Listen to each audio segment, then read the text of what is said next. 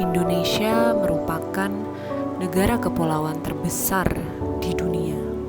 Indonesia adalah negeri yang kaya, tak hanya sebatas pada sumber daya alamnya saja, namun juga ragam budayanya. Luas wilayah yang membentang dari Sabang hingga Merauke menjadikan Indonesia memiliki keragaman budaya yang luar biasa.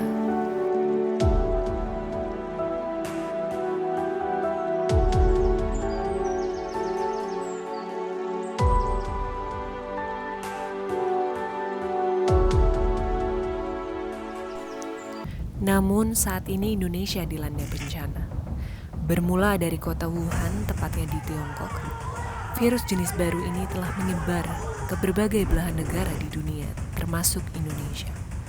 Virus ini menyebabkan timbulnya penyakit coronavirus disease atau yang disebut dengan COVID-19. Kasus positif ini tinggi sekali hari ini, 2.657. Masih ada sejumlah pihak yang menganggap ini adalah konspirasi.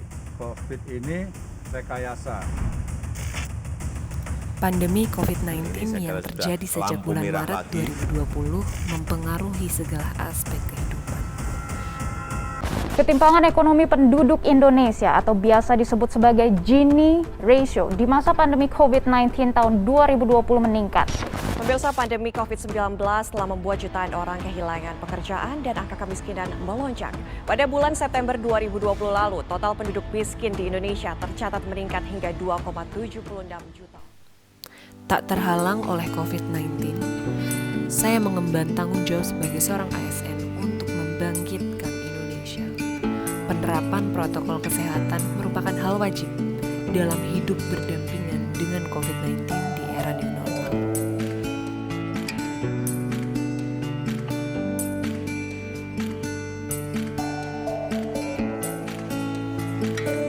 Saya Desat Gede Gita Dian Kirana, saya Indonesia. Menjaga kesehatan merupakan salah satu aspek yang penting.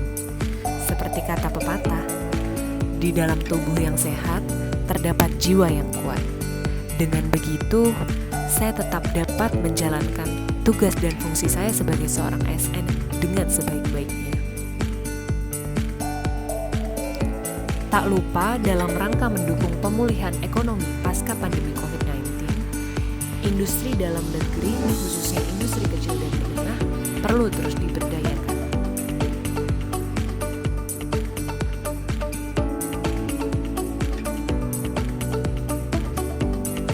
Industri kecil dan menengah merupakan tulang punggung perekonomian. Mari kita berpartisipasi dalam memajukan perekonomian Indonesia dengan membeli dan menggunakan produk-produk dalam negeri. Pemanfaatan teknologi seperti dompet digital juga menjadi aspek yang penting dalam memajukan industri kecil dan menengah. Tak hanya itu, sustainability development dengan mempertimbangkan aspek lingkungan juga perlu menjadi perhatian. Langkah kecil kita dapat berdampak besar bagi lingkungan. Baik secara individu ataupun berkelompok, kami akan terus memberikan pengabdian terbaik kami bagi Indonesia.